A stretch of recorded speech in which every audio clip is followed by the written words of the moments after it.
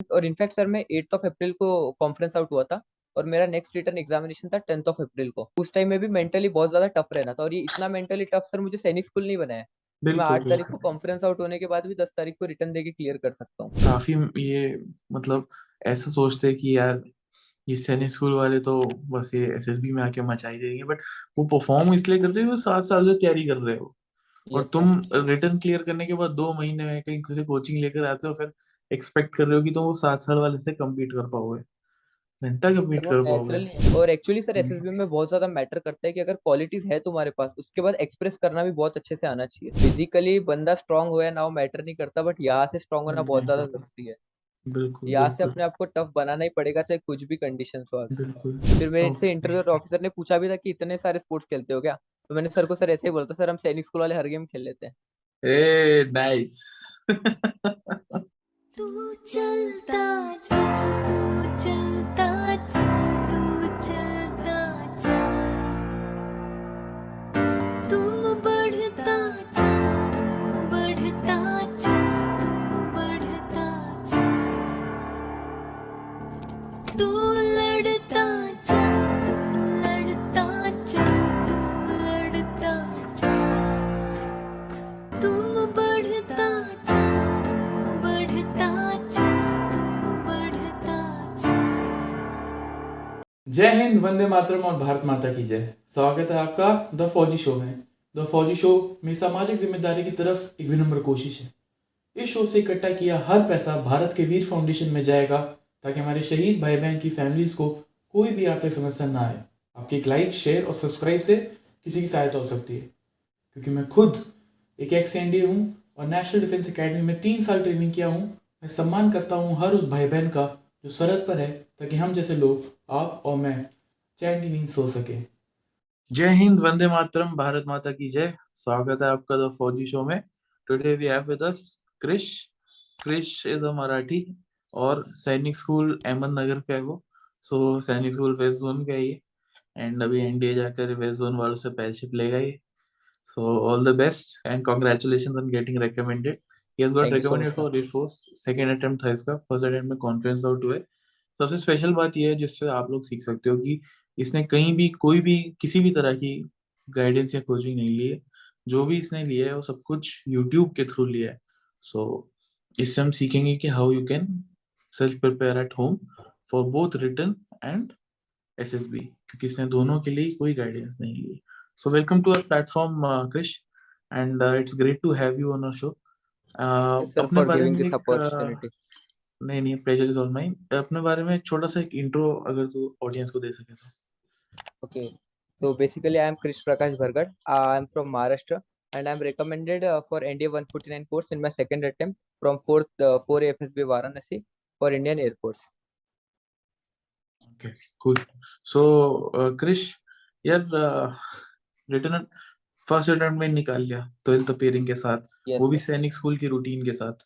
सो Yes sir. Very good यार, but कैसे किया तूने? मतलब what was your strategy, what were the resources you took, because तूने 2 बार बैक टू बैक क्लियर किया है, वो भी 12th के साथ साथ। सो तेरा क्या स्ट्रेटजी था, तेरे क्या रिसोर्सेज थे, और कैसे बच्चा प्रिपेयर कर सकता है उनको वैसे ही जैसे तूने किया? सर बेसिकली जब हमारा 11th टाइम है, जब मैं मोस्टली रिटर्न के लिए कोई भी प्रिपेयर करना स्टार्ट करता है, उस टाइम पे कोविड 19 वाला सीन पूरा एंटर हो चुका था।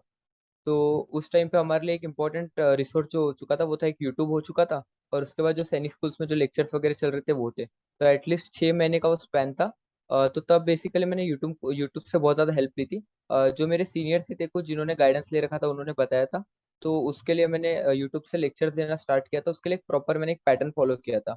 लाइक सबसे पहले मैं एक लेक्चर को देखता था और वो मल्टीपल टाइम्स होता था, मे बी एक बार उसके बाद एक और एक बार। फर्स्ट टाइम जस्ट अंडरस्टैंडिंग लेने के लिए कि इस टॉपिक में क्या है बेसिक्स, अगर हिस्ट्री है तो उसकी कहानी अंडरस्टैंड करना है, और कोई सब्जेक्ट है तो उसके चीज़ों को एस्पेक्ट्स को अंडरस्टैंड करना है। और सेकेंड टाइम इसलिए ताकि मैं प्रॉपर अपनी अंडरस्टैंडिंग के साथ नोट्स भी बना पाता था। तो 2 बार देखने के बाद एटलीस्ट मेरा ऐसा था कि आई वॉज वेरी क्लियर कि मैं उस जो चैप्टर मैंने कवर किया है उसमें बहुत कॉन्फिडेंट होता था। अब उसके बाद मेरे पास प्रॉपर नोट्स भी उस चीज़ के। तो अब इम्पोर्टेंट स्टेप ये है कि नेक्स्ट 7 डेज तक मैं मॉर्निंग में उठ के रोज उस चीज़ों का रिवीजन करता था। बिकॉज ऐसा नहीं होना चाहिए कि आगे जाते जाते पीछे का ब्लैंक आउट होते जा रहा है। तो मैंने हम्म, हर चीज को पढ़ा 2 बार, उसके नोट्स बनाए और उसके बाद उसको कंटिन्यूस रिवीजन करते चला। ये था मेरा पैटर्न स्टडी करने का किसी भी चीज को। और रिसोर्सेज जैसे बताया मैंने यूट्यूब पे रेफर किया था। यूट्यूब पे जनरल स्टडीज वगैरह ये सब के लिए लर्न विद सुमित सर को रेफर किया था। और मैथ्स के लिए अर्पित सर के लेक्चर्स वगैरह देखे थे। और बीच बीच में होता है, मतलब जब इतना प्रिपेयर करते हैं तो बीच बीच में थोड़ा बहुत मोटिवेशन चाहिए होता है। और कहीं ना कहीं कुछ चाहिए होता है कि पॉजिटिव टाइम, मतलब पॉजिटिव वे में भी अपना ब्रेक ले सकते हो।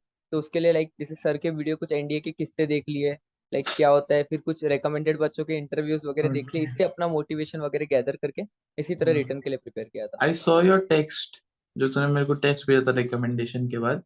You were yes sir. thanking कि my videos helped you, so I'm glad कि my videos played a small role in your journey. So thank you very much.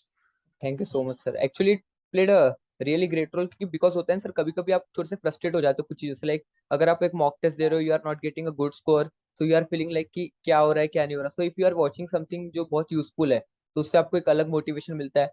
Like अब आपके प्लेटफॉर्म पे बहुत सारे लड़कों के इंटरव्यू जो अलग अलग बैकग्राउंड से बिलोंग करते हैं। Yes. कोई रिपीटर है, कोई फ्रेशर है, कोई सैनिकियन है, कोई सिविलियन है, तो उससे आपको अलग लेवल का मोटिवेशन मिलता है कि अगर हर बंदा कर सक रहा है तो मेरे लिए भी पॉसिबल है।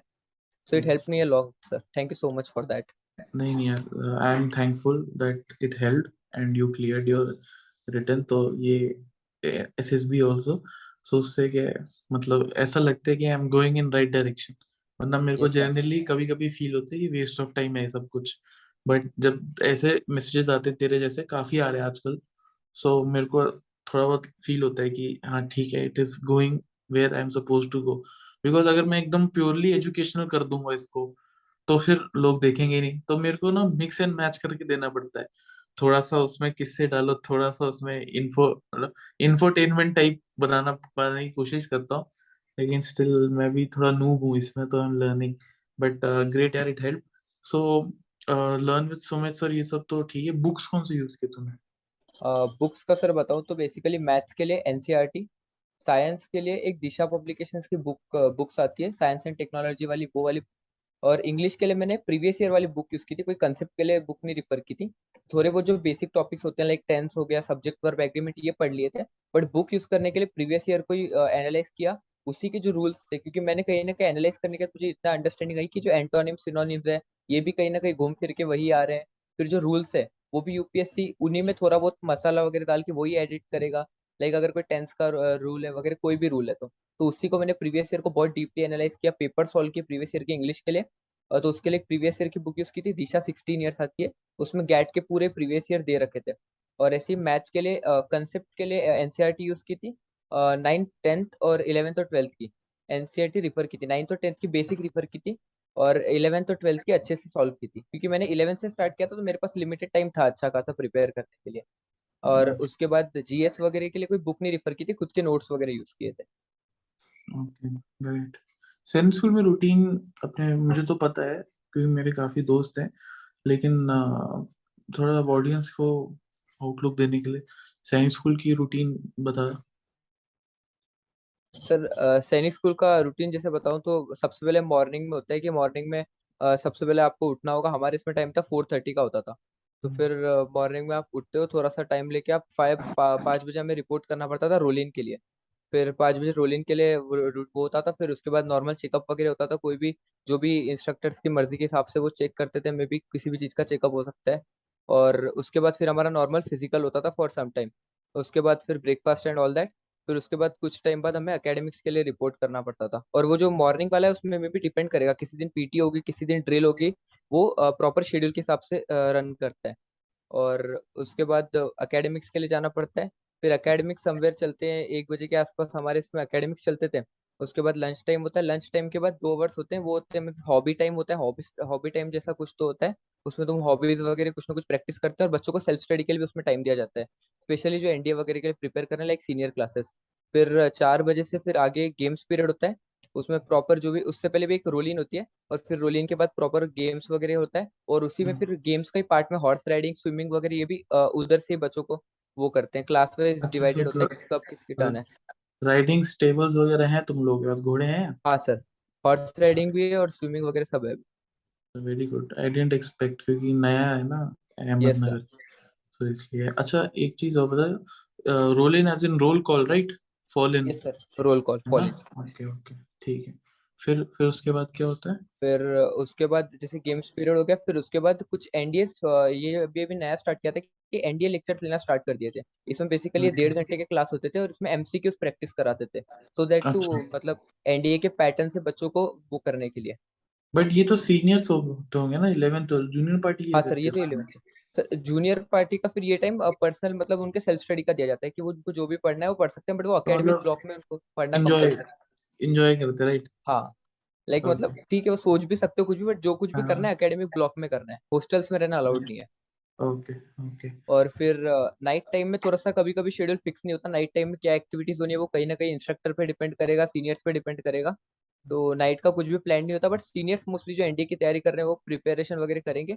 और फिर जूनियर्स के लिए कभी अगर कुछ कर रखा है अच्छा, बहुत अच्छे काम कर रखे हैं, तो फिर उनकी सजा वगैरह रात में सब मिलनी है। और फिर वो इंस्ट्रक्टर्स पे डिपेंड करेगा रात में सोने का टाइम वगैरह कब होना है। सो लाइट्स आउट का ऐसा लाइट्स आउट कुछ ऐसे रहता है? ऑफिशियल लाइट्स आउट ऑफिशियली है 10 ना? बजे हो जाता हाँ, है, बट वो अनऑफिशियल कहाँ तक भी जा सकते हैं। ओके। सो सीनियर्स बुला सकते हैं लाइट्स आउट के बाद, हाँ सर, जैसे एनडीए में? सीनियर्स बुला सकते हैं। बढ़िया है, अच्छा है, अच्छा शेड्यूल है, ऐसा होना चाहिए। मेरे को अच्छा लगा सबका, बिकॉज काफी बच्चे होते हैं, देर ऑफ द ओपिनियन कि यार एनडीए अपना सैनिक स्कूल, मिलिट्री स्कूल, और जो रिमकोलियन है, एफपीए के हैं, ये लोग आकर एसएसबी में तो इनको बेनिफिट मिलता है वगैरह। वो ये नहीं देखेगा कि वो बच्चा 7 साल पहले अपने सैनिक स्कूल में घिसवा रहा था, है जब तुम कोएड स्कूल में विद योर ऑपोजिट सेक्स बैठ के बातें कर रहे हो, गप्पे मार रहे हो, एंजॉय कर रहे हो। वो बच्चा सुबह से शाम वहां पे अपनी घिसवा रहा था सैनिक स्कूल, मिलिट्री स्कूल या आ रहे हैं उसी में। सो ये काफी बड़ा अच्छा, ऊपर से ये भी होता है कि भाई इनका तो फर्स्ट अटेम्प्ट में, इनका तो हो ही जाना है, जबकि ऐसी बात नहीं है। हाँ सर, ऐसा रिजल्ट नहीं होता। वैसा नहीं है जैसे ये लोग एक्सपेक्ट कर रहे हैं। रेदर नॉर्मल, काफी सैनिक स्कूल का तो पब्लिक स्कूल जैसा ही रिजल्ट होगा। अब तू ही बता, तेरे बैच में और कितने लोग होंगे? 3 4 होंगे, कितने होंगे? हाँ सर, हमारे बैच में 3 लड़के रिकमेंड हुए साल। हाँ, बस। तो अभी 7 साल के बाद और कितने थे पूरे बैच में, बताना इनको। टोटल सर 45 थे हाँ, हमारे। 45। और रिटर्न कितना हुआ, क्लियर हुआ? रिटर्न हुआ था 11 का। हाँ, 11 में से फिर 3, राइट? तीन। 45 में से 3, 7 साल में। और बाकी बच्चों का फिर ऐसा नहीं है कि तुम्हारी तरह की वो जेई की तैयारी कर सकते हैं हाँ, या नीट की तैयारी कर सकते हैं, क्योंकि सैनिक स्कूल में ऐसा पढ़ने का माहौल नहीं है वहाँ पे। माहौल वहाँ नहीं पे है। मतलब एनडीए सेंट्रिक होता है काफी, और आप नहीं होते तो फिर बाहर जाके आप नॉर्मल बीएससी बीए कर रहे होते हो। कोई ऐसा नहीं है कि आईआईटी वगैरह आपका हाथ खोल के इंतजार करेगी, यहाँ पे रिजर्वेशन भी है। सो ये मैं जस्ट एक चीज बताना चाहता था अपने ऑडियंस को, बिकॉज काफी ये मतलब ऐसा सोचते हैं कि यार ये सैनिक स्कूल वाले तो बस ये एसएसबी में आके मचाई देंगे, बट वो परफॉर्म इसलिए करते हैं कि वो 7 साल से तैयारी कर रहे हो। और यस सर। तुम रिटर्न क्लियर करने के बाद 2 महीने में कहीं किसी कोचिंग लेकर आते हो, फिर एक्सपेक्ट कर रहे हो कि तुम वो 7 साल वाले से कम्पीट कर पाओगे? घंटा सर कम्पीट वो कर पाओगे? नेचुरली नेचुरली बिल्ट अपॉन कर जाते हैं बहुत सारी क्वालिटी उसमें, 7 साल घर बिल्कुल से दूर रहना बिल्कुल। इतना। अभी तू ही बता, तूने वहां पे जूनियर्स को सॉर्ट आउट किया होगा, उनको हाँ सर। सर ग्रूम मैं किया होगा, तूने एक्चुअली खुद वहाँ भी पे सीखा है ना? एकेडमिक कैडेट कैप्टन था, तो इस हाँ, समय तो मैंने सब कुछ इन्वॉल्व था वहाँ पे। बिल्कुल। तो एकेडमी कैडेट कैप्टन तो तूने मचा दिया होगा, हाँ सर, है ना? ये मचाया होगा ना क्वालिटी तूने। एक तो सर। फिर और क्या है, लीडरशिप यही तो होती है भाई। जो एनडीए में भी लीडरशिप ऐसी जो सिखाई जाती है, तुम यस सर। कॉपल होते हो, पहले अंडर स्टडी के लिए होता है, फिर कॉपल होता है, सार्जेंट होता है, फिर तुम अपॉइंटमेंट्स बनते हो सिस्टम में। तो वही है कि जो ये लोग काम एनडीए जाके करेंगे, तो आधे तो पहले ही करके आ रखे हो। एनडीए तो मतलब केक वॉक तो नहीं कहूंगा, एनडीए टफ तो होता ही है सबके लिए, no matter what is their background. लेकिन हाँ, वहां तक पहुंचने के लिए काफी ग्राइंड मारते हो सैनिक स्कूल वाले। और बैकअप ऑप्शन भी नहीं रहता है फिर उसके बाद, यस बनाना सर। पड़ता है फिर स्कूल से निकल के 1 साल। काफी तो तेरे दोस्त ड्रॉप करते होंगे, आई एम श्योर। हाँ, बहुत सारे, बहुत मैक्सिमम होता है बीस सैनिक स्कूल पच्चीस के में। आसपास कर देंगे यहाँ मेरे काफी क्योंकि इंडिया एक बार तुम चल जाते हो तो कोर्समेट्स सैनिक स्कूल जॉर्जियन होते, तो बातें करते हो तो मतलब थोड़ा फील होता है उसके बारे में। तो कोई सोचता नहीं है ये उनके बारे में, बट चलो देखते क्या होता है, होप फ्यूचर में कुछ हो। सो ग्रेट यार। एसएसबी की तैयारी तूने खुद की, राइट? फर्स्ट अटेम्प्ट में तू से। Yes sir. कॉन्फिडेंस आउट हो गया। तो फर्स्ट अटेम्प्ट में क्या गलतियां की तूने, तेरे को क्या लगता है? सर और फर्स्ट अटेम्प्ट इंट्रोस्पेक्ट में, कैसे किया तुमने ये भी बताना। हाँ सर, तो फर्स्ट अटेम्प्ट में सबसे पहले मैंने 12th अपेयरिंग में रिटन क्लियर कर दिया था। तो फर्स्ट अटेम्प्ट में थोड़ा सा सर एसएसबी में ये हो गया कि मैं खुद से है ना थोड़ा सा ओवर कॉन्फिडेंट हो गया था। लाइक अब जैसे हमारा एक ग्रुप भी होता है, तो ग्रुप में मेरी सोच ऐसी थी कि यार मैं सैनिक स्कूल से कैडेट कैप्टन हूँ, तो कहीं ना कहीं मैं इस हाँ। ग्रुप में थोड़ा सा सुपीरियर सुपीरियर हूँ बाकियों से। फॉर मैंने दोज थोड़ी हु ज्यादा, डोंट नो, कैडेट कैप्टन मतलब स्कूल का head boy, so he was that, वो भी सैनिक स्कूल का। तो थोड़ा सा वो सुपीरियरिटी वाला कॉम्प्लेक्स आ गया कि यार मैं इनसे कहीं ना कहीं थोड़ा ज्यादा मैंने देख रखा है मे बी। हम्म। तो कहीं ना कहीं लाइक कोई भी एक्टिविटी हो रही है तो मैं मतलब अपना स्टेटमेंट बैक लेने के लिए रेडी नहीं था, कि मैंने जो बोल दिया इट्स लाइक कि पत्थर पे लिख दिया है। बाकी नॉर्मल सर है। क्वालिटीज मैंने 4 मंथ्स के अंदर मैंने दूसरी भी एसएसबी आई है, तो पर्सनालिटी में मेरे कोई भी ट्रेमेंडियस चेंज नहीं आया, जो मेरी पर्सनालिटी थी वही थी। बस जो मेरा वे ऑफ एक्सप्रेसिंग था वो दोनों में बहुत ज्यादा डिफरेंस था। और एक्चुअली सर एसएसबी में बहुत ज्यादा मैटर करता है कि अगर क्वालिटीज है तुम्हारे पास, उसके बाद एक्सप्रेस करना भी बहुत अच्छे से आना चाहिए। बिकॉज वहां पे हम्म। असेसर्स को सामने से कोई भी जजमेंट नहीं आएगा अनटिल एंड अनलेस तुम अपने आप को अच्छे से एक्सप्रेस नहीं करते हो। तो फर्स्ट इसमें मेरे यही सबसे बड़ी गलती थी कि मैं अपने आप को जो प्रॉपर वे में जो मैं था खुद, वो अपने आप को एक्सप्रेस नहीं कर पाया वहां पे। मे बी पहला अटेम्प्ट था तो ना कुछ ज्ञान ले रखा था, थोड़ा बहुत इधर उधर से ज्ञान, तो प्रॉपर क्लैरिटी भी नहीं थी माइंड में। बट स्टिल यही कुछ गलती थी, थोड़ा ओवर कॉन्फिडेंट होना और ये सब चीजें, बट हम्म। ज्यादा मुझे नहीं लगा कि मेरी कुछ ज्यादा गलतियां भी हुई है। एंड एसएसबी में पहले इसमें मेरा कुछ डाउट किसके अराउंड ही था, क्योंकि मेरी कॉन्फ्रेंस से पहले बहुत ज्यादा वेट भी चला था। और फिर सेकंड इसमें जब इंट्रोस्पेक्ट की बात आई, तो एक सबसे सेकंड, पहले एक जब, सेकंड, तो फर्स्ट एसएसबी में तेरा कॉन्फ्रेंस कितनी देर चला था? सर मेरे कॉन्फ्रेंस से पहले मैं बाहर बैठा था 10 मिनट के लिए, और कॉन्फ्रेंस चला था 10 मिनट के लिए। तो मतलब वो ये थोड़ा डाउटफुल बॉर्डर लाइन हाँ, टाइप और कुछ जब होगा, राइट? मार्क्स भी आए सर, मार्क्स आते हैं ना जब मेरिट होने के बाद सब नॉट थ्री रिकमेंडेड, सिक्सटी तो उसमें भी 352 मार्क्स थे मेरे, हाँ, 360 में। 350 360 वही होता है हाँ border sir. Line type item. Okay great, but यार इसमें ना आई डोंट ब्लेम यू, वो कैडेट कैप्टन है, तो नेचुरली तूने पिछले 2 साल से तो किसी की वहां पे सुनी नहीं, यस सर।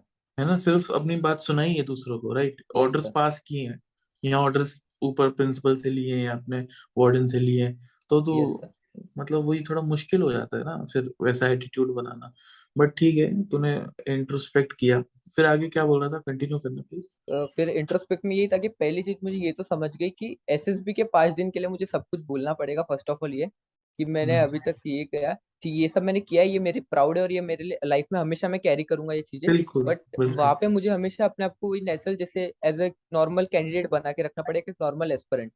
तो यस। पहली चीज यही माइंड में थी, और मैंने खुद को कभी भी ऐसा वो नहीं किया कि यार लाइक होता है ना बहुत बच्चों की कि एक बार में एसएसबी क्लियर नहीं होता, दे स्टार्ट डाउटिंग कि मेरी पर्सनैलिटी में कोई प्रॉब्लम है।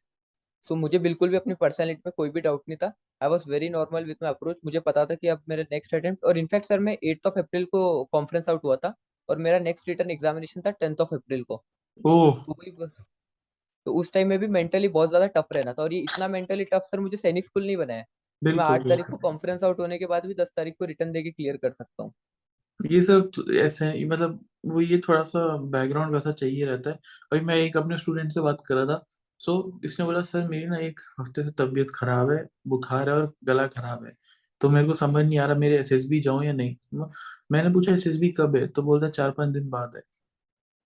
ठीक है, अभी इसमें तेरे को क्या सोच रहा होगा, मुझे भी क्या सोचा कि भाई पहले तो 4-5 दिन बाद है, तेरे को क्या पता तेरी तबीयत तब तक ठीक रहेगी या कैसी यस रहेगी। सर। और दूसरी चीज है, फीवर और इसके लिए कोई छोड़ता है क्या? ऐसे कोई जिंदगी आर्मी की कोई भी संस्था में, सैनिक स्कूल भी तो देख ले, तेरे को फीवर या हेडेक या ऐसा गला खराब रहेगा तो तेरे को कोई छोड़ेगा क्या? तेरे तो ये को तो बहुत नॉर्मल चीजें हो गई। हाँ बोलेंगे ले पैरासीटामोल खा चल भाग। बात। वही है कि वो वैसा बैकग्राउंड तू जिंदगी के लिए प्रिपेयर हो जाता है फिर ना सैनिक स्कूल के बाद। चलो मैं समझता हूँ कि बैकअप नहीं मिलता कैरियर वाइज, लेकिन हाँ वैसे सॉर्टेड हो जाता है क्वालिटी वाइज। सो ग्रेट यार। पर ये जर्नी में हाँ। मैंने एक चीज तो सीख ही ली है बेसिकली, कि फिजिकली बंदा स्ट्रांग हो या ना हो मैटर नहीं करता, बट यहाँ से स्ट्रांग होना बहुत ज्यादा जरूरी है। बिल्कुल यहाँ से बिल्कुल अपने आप को टफ बनाना ही पड़ेगा, चाहे कुछ भी कंडीशन हो आगे। बिल्कुल। जब मेरे को चोट लगी, मैं अपना एग्जांपल दूं, मेरे को चोट लगी तो मेरे घर वाले और इनको लग रहा था कि यार ये बंदा कैसे कर रहा है, बट मेरे को तो ये था कि यार वो बोलते ना उसका मूवी का डायलॉग है, जो तेरा टॉर्चर है वो मेरा वार्म अप है। तो वही था यार कि हाँ मतलब इससे टफ तो मेरा रोवर्स था, या मतलब इससे टफ तो यस मेरा सर। फर्स्ट टर्म था, तो कंपेयर करने लग जाते हो तुम, समझ रहे हो? अभी मैं बाहर आया तो मैंने इंटर्नशिप के लिए अप्लाई किया, सो वहां पे एक लड़की ने छोड़ दिया था इंटर्नशिप, क्योंकि उसने बोला कि माई स्लीप साइकिल इज रून्ड। अब तूने स्लीप साइकिल तो किसी को बोलेगा तो तेरे को दंड नहीं पड़ेंगे, हॉकी स्टिक मारेंगे भाई तेरे को हॉकी अंदर। स्टिक मारनी है।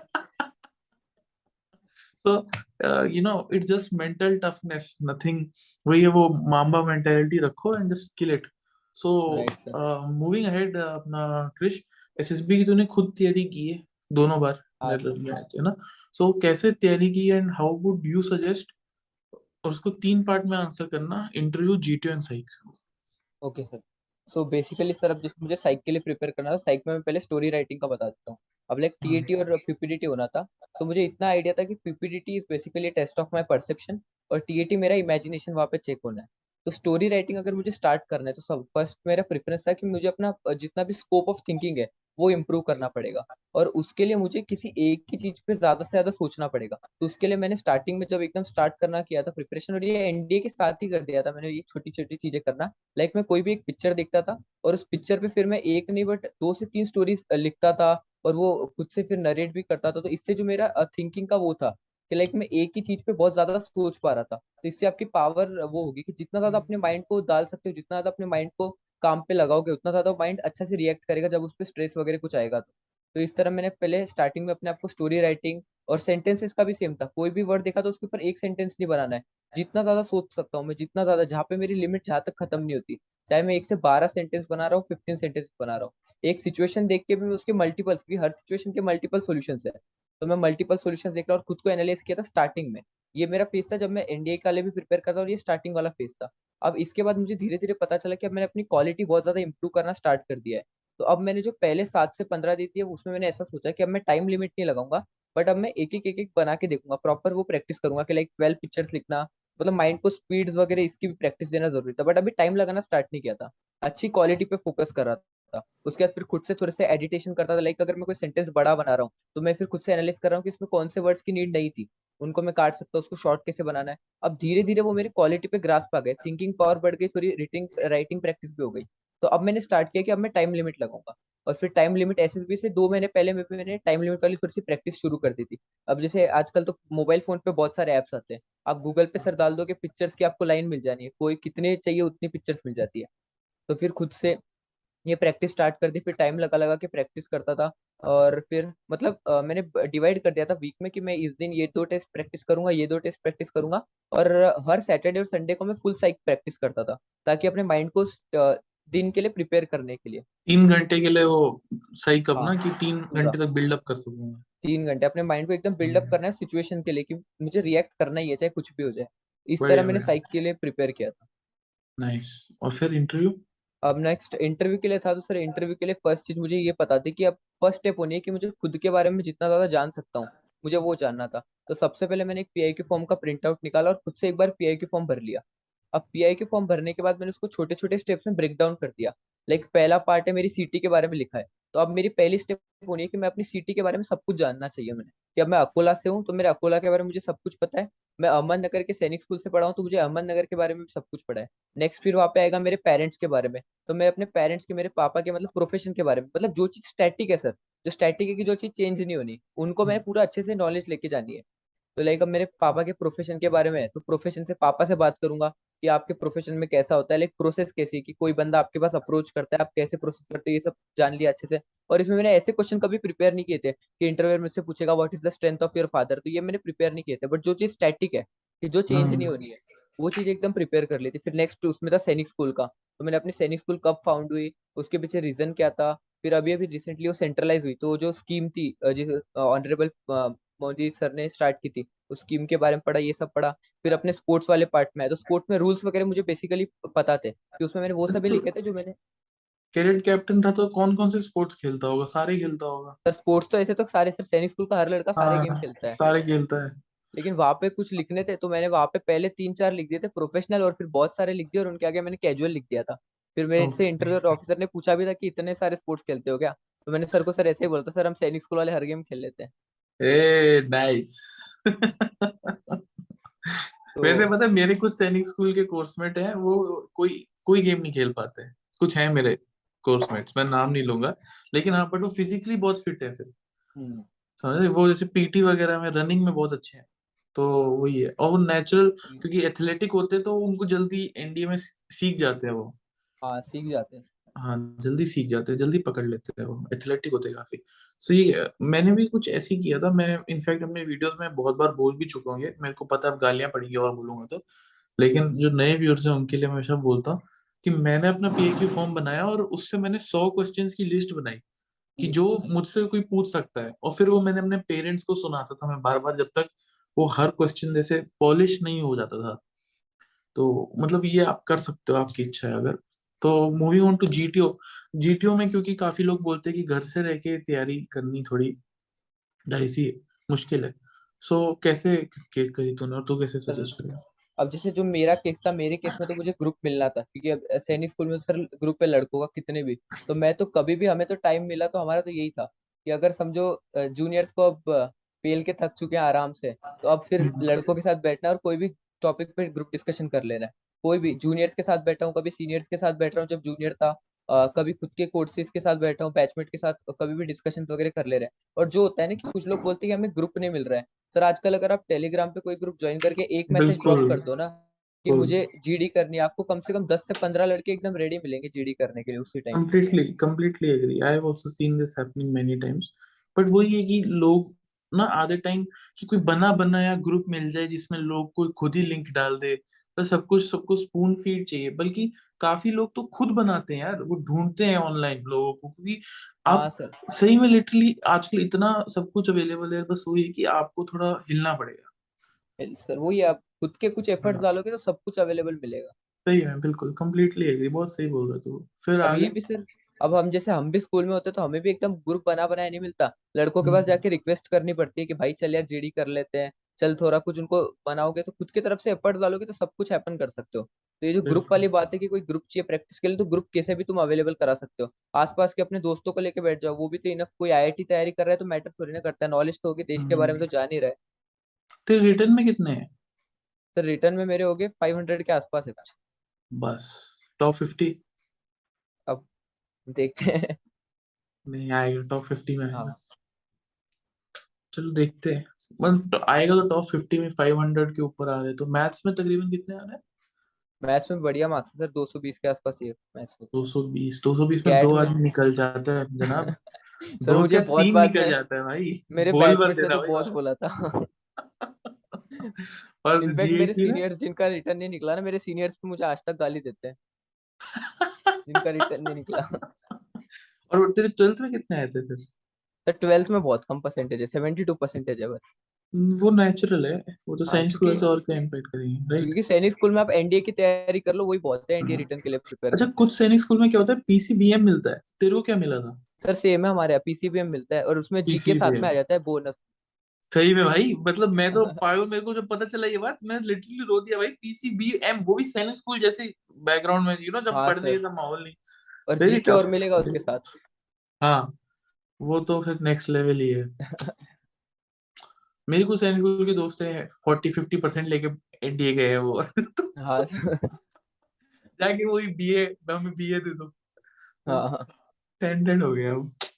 बट बढ़िया हो गया, सैनिक स्कूल के लड़के काफी, मतलब मेरे को उनके साथ जेल करने में बड़ा अच्छा लगता है, बात करने में बढ़िया सर, लगता है। एक होगा कि आप किसी भी चाहे देख लो ना, सैनिक स्कूल का बंदा वो आखिरी तक आपसे नेचुरली रहेगा।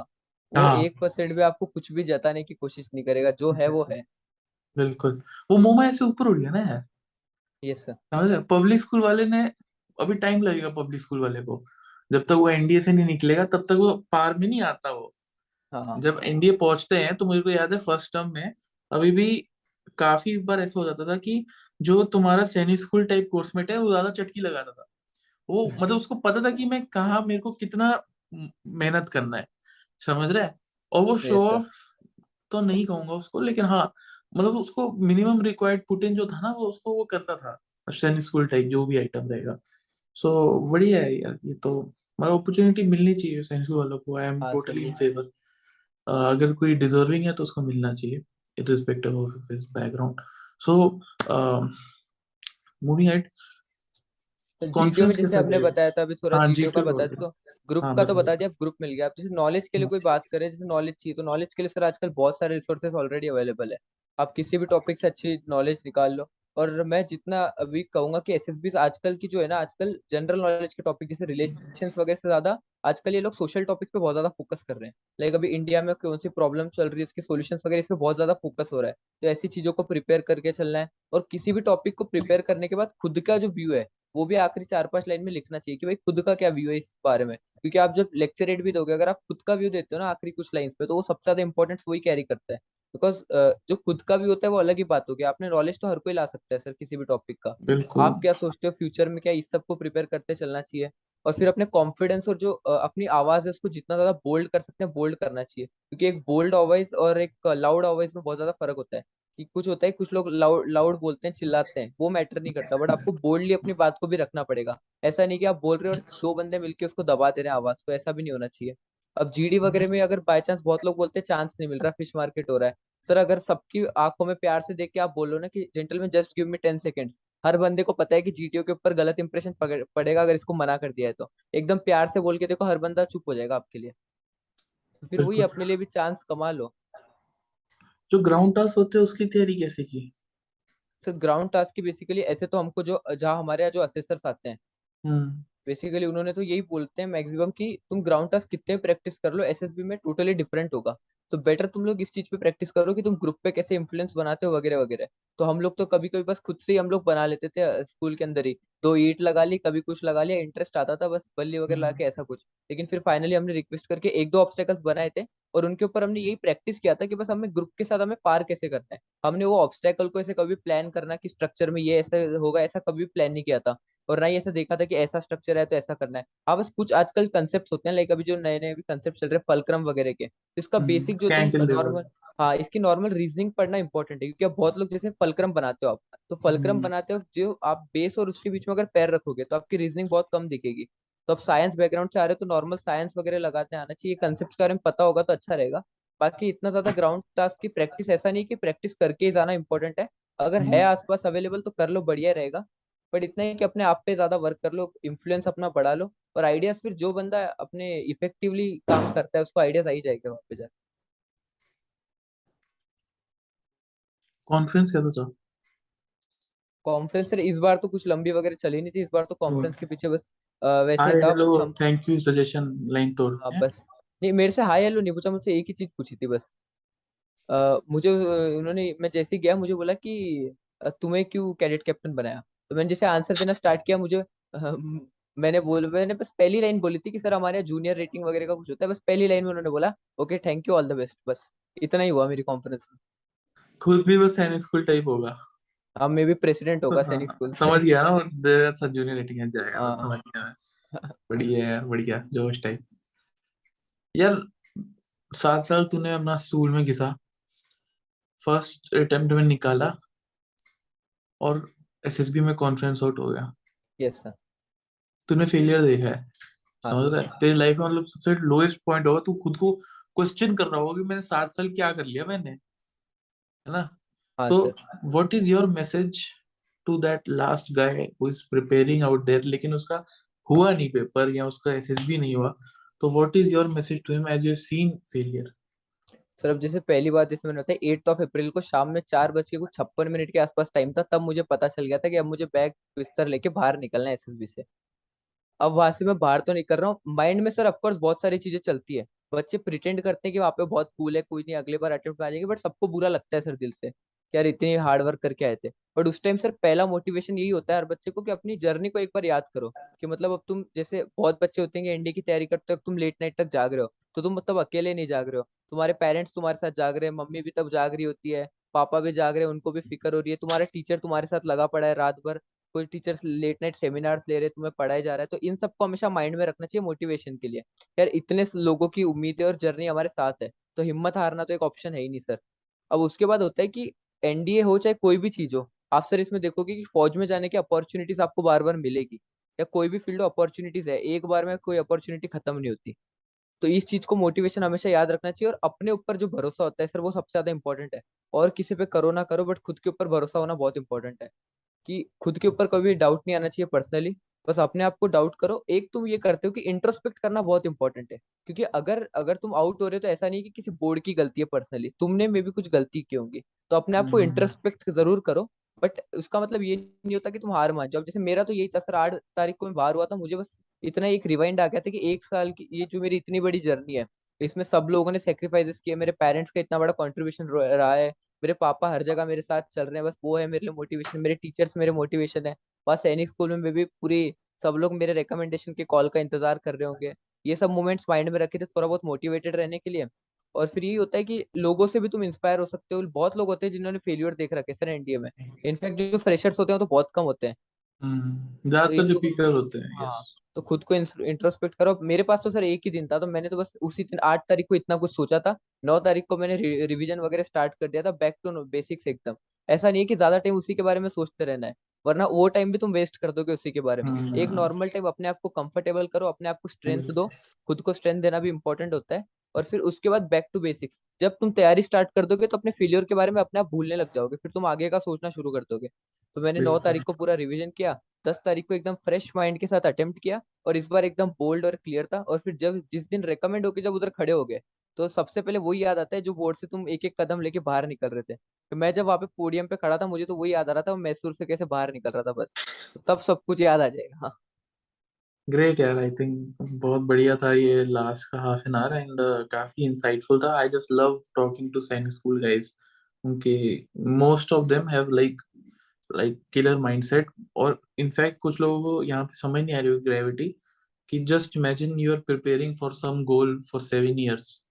ठीक है, तुम्हारा रिटर्न फर्स्ट अटेम्प्ट में निकल जाए, तुम स्कूल के कैप्टन हो, हेड बॉय हो, जो स्कूल एनडीए के लिए फीडर इंस्टीट्यूशन है, और तुम्हारा एसएसबी नहीं होता है, तुम मेंटली ही सोचोगे ना, मैं किस किस मुंह से वापस जाऊं, किस क्या मुंह से बोलूं वापस जाओ। उनको।